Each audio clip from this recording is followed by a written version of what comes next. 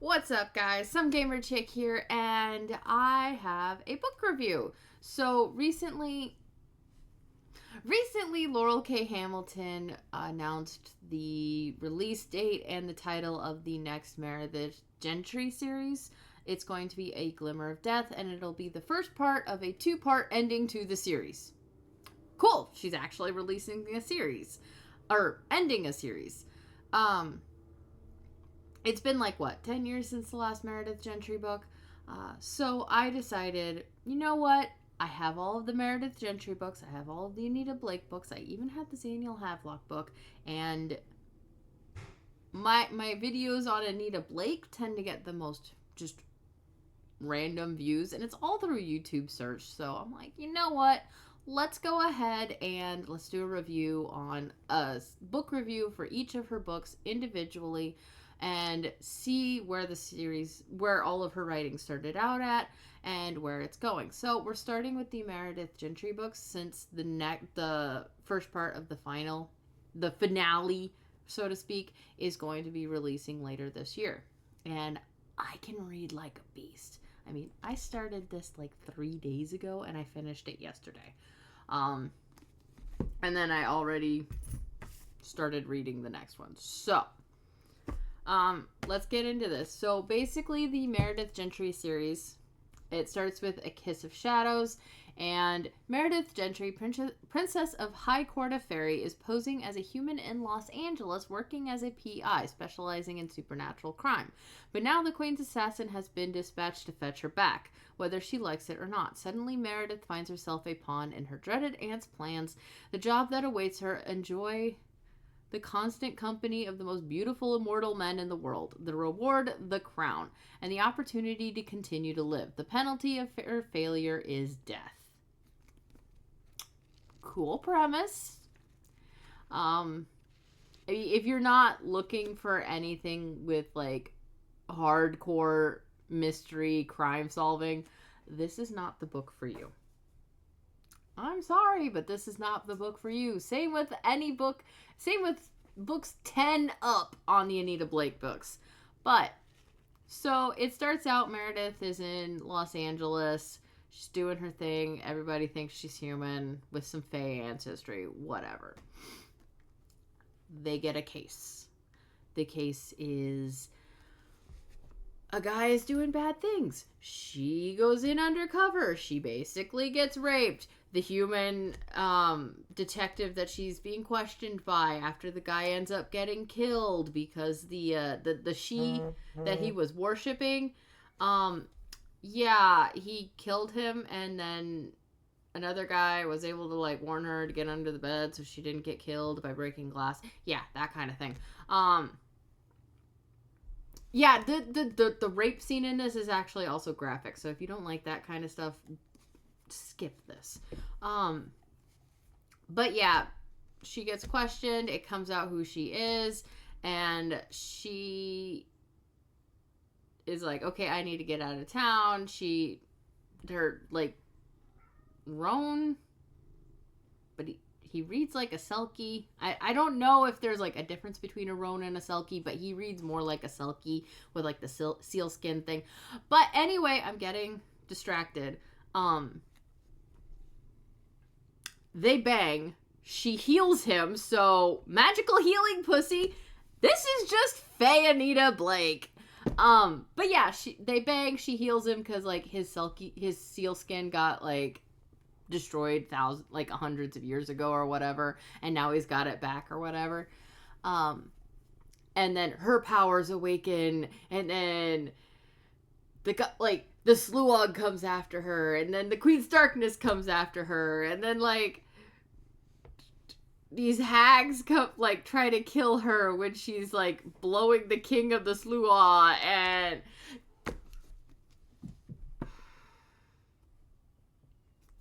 basically, Laurel K. Hamilton wrote this because she wanted to write smut. That's all that she wanted. She just wanted to write smut.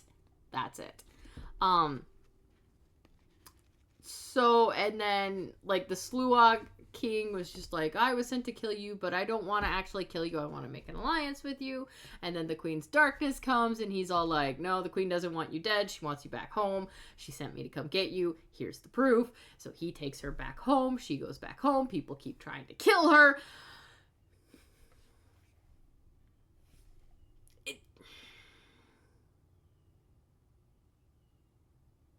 The book is literally just Laurel K. Hamilton making an excuse to write just straight up smut, which that's perfectly fine.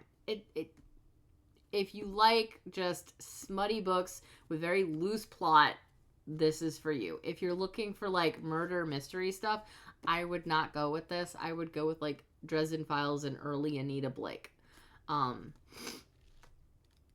Because the court intrigue, it's really not that great. Meredith Gentry is just basically Fey Anita Blake. When she comes home, everything about Fairy is all welcoming her, and it's waking up from hundreds of years of dying out, and it's waking up, and it's accepting her home and all of that fun stuff. And then like her in the beginning of the book, her powers come into play, and she gets like the hand of flesh. So basically, if she touches you, she can turn you into a writhing ball of inside out person. Okay, interesting power, but okay. So like, she can either turn you into an inside out ball or heal you with her magic healing, magic pussy of healing. Do you see why I'm calling her Fey Anita Blake? And then she's almost killed multiple times on the way to basically a ball where her aunt's essentially going, her aunt, the queen of the Unseelie court, is announcing that Fey Anita Blake is going to be co-heir with her evil, sadistic cousin who wants to kill her, and everybody's kind of like, yeah, he's the one that's been trying to kill you. He was also the one doing, like, the whole thing in St. Louis with, like, people worshiping him as a god, and which is against the law right now. And, yeah. Like, you don't even see that get solved on the page. That's actually solved off page. And he ends up getting tortured because of what he did. He gets the full length of the torture because Mama Queen doesn't want to hurt her only son. But her announcement to the court is, whichever one of these two can get with child first, they get the crown. So Fey Anita Blake basically takes a harem of men back home to Los Angeles with her to fuck and still do her like PI thing. Yeah, that's basically the whole premise of the book, and it's full of just dense paragraphs that should have been basically like split up. Okay, so there's an excerpt from Seduced by Moonlight. I mean, this is basically the afterword, and it's just like, this should have been multiple paragraphs, and it's just almost like one long continuous paragraph. There's no action in it. It's just basically telling you like what happened right after they got back to Los Angeles or whatever. And it's, the book is full of just paragraphs like that because like every time she stops to start describing a new person, it stalls everything, and it's so fucking dense. In my own writing, with the most current book, I've gotten a couple people to kind of read it and give some basic feedback on like the first part of it, and one of the things that they're always telling me is like, you have some sentences that are really long, some of it's kind of really dense, So as I've been editing it, I have also been trying to kind of break that up, make it a little less dense, make it flow a little bit better, give you guys more action and all of that. I have another cat in my lap. But yeah, so, but this is just full of all of it. And then, like, a lot of the outfits, they're meant to be sensual and beautiful and seductive. And these men are supposed to be the most beautiful men in the world. Doyle, the Queen's Darkness. Black hair, black skin. Like, I'm not talking like brown skin. I'm talking like black. That like, as black as this is. Like, black skin. And then he's constantly wearing black. Black hair, black skin, constantly wearing black. He's literally a locked character in a video game, and she made it into a real person and is trying to tell you that this is beautiful. It's like, he closes his eyes and he's invisible in darkness.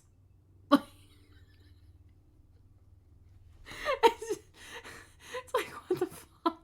Throw some more color on this guy. Like, the only color that's ever on him is like silver from earrings and shit. And it's, I don't get it. I don't get it. How he is supposed to be the most beautiful, like one of the most beautiful men in the world. It's, but, and then there's another issue. The character Kiddo. He is 4,000 years old. He's half snake goblin, half she. And he reads like a fucking child. He really fucking does. I get it. He's basically anyone's meat among the goblins, and he's super submissive, and his main thing is just trying to stay alive. But he's constantly clutching at Fey Anita like a child clutches to their parent. Yeah. And they, like, there's one part where they have him dressed in a blue polo with an alligator on the front. He is dressed in an actual child's shirt.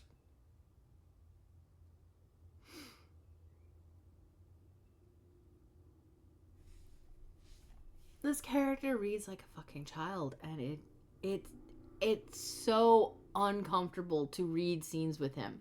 Like, I can get behind the character concept of a 4,000-year-old guy who's 4 feet tall, half goblin, like half snake goblin, half she, and more submissive, as long as you make him come off the page as an adult, not a child. He reads like a fucking child, and it's so weird, especially when at the end of the book, when Fey Anita Blake is banging the Frost dude who has, like, she describes his hair as Christmas tree tinsel, but super soft. It's fucking weird. But, like, she's banging him, and this guy's just staring at him, like,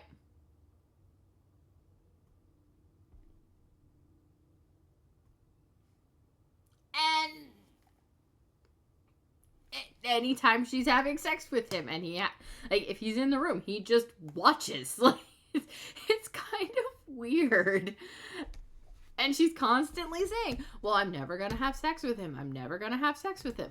I'm gonna tell you, I've already read the series once before. I'm rereading it to do these reviews. That way it's fresh in my mind when I do the reviews. So, spoiler alert for later on in the series, she does fuck Kiddo, and Kiddo's magic powers is a she awaken when she fucks him.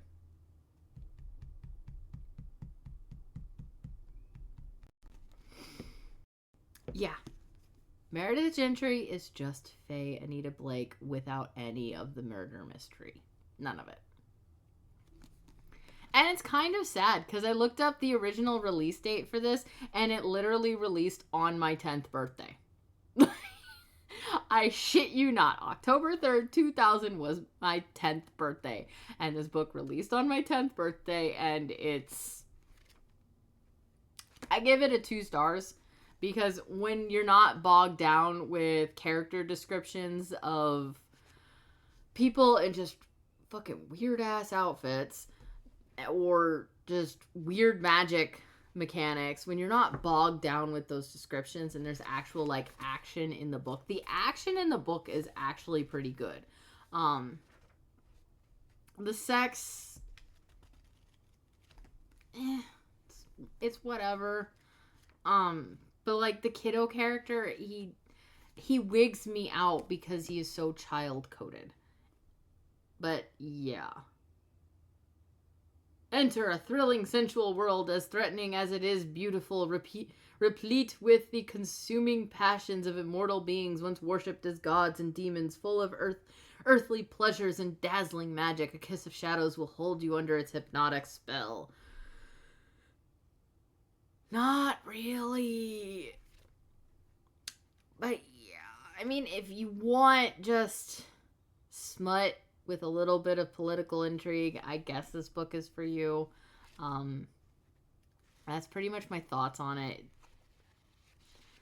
I finished reading this yesterday, and I started it a few days ago. I finished reading it yesterday, and all I can really tell you about what happened in the book is Fey Anita Blake has magic healing pussy, has a hand that can turn you inside out, and every guy is thirsting after her. She's short. She doesn't believe she's as beautiful as she is. She has big boobs. Yeah. Like, that's all, like, nothing really happens in the book. I'm sorry, but, like, nothing happens in the book. Like, I know I'm not the greatest author in the world. Like, my book sales, and the fact that I have, like, no reviews on my books, yeah, but these things happen in my book. But yeah, those are my thoughts on A Kiss of Shadows. If you have your own thoughts, go ahead and leave a comment in below. Tell me what you thought of the book. If you liked it, you loved it, you hated it, you're just about it. I am going to finish the next book in the series and get you guys a video on that one too. But yeah, don't forget to check out my own writing. Books 1 through 5 of my Sacred Beast series are already out. I've started writing book 7. I have completed book 6. I am in my editing process for book 6. I don't have a date for when it will come out for you though, because right now the first 5,000 of that is entered into a contest, and part of one of the rules is the book can't go into publication. So I can't publish it yet. But once that contest is done, then yeah, it's gonna get published after that. Also, don't forget to check out my Sacred Blood series. I will have links down below, and I believe that's it. I hope you guys have a wonderful day, and I will catch you in the next one. Bye-bye!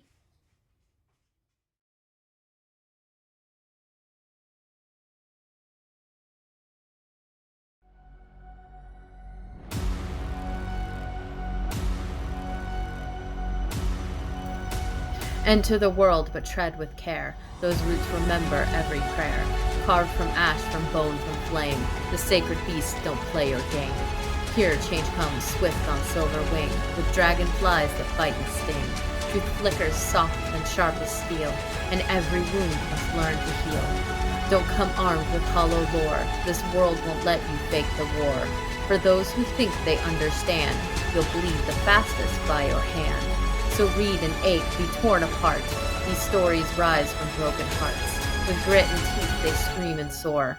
You've never known a world like this before.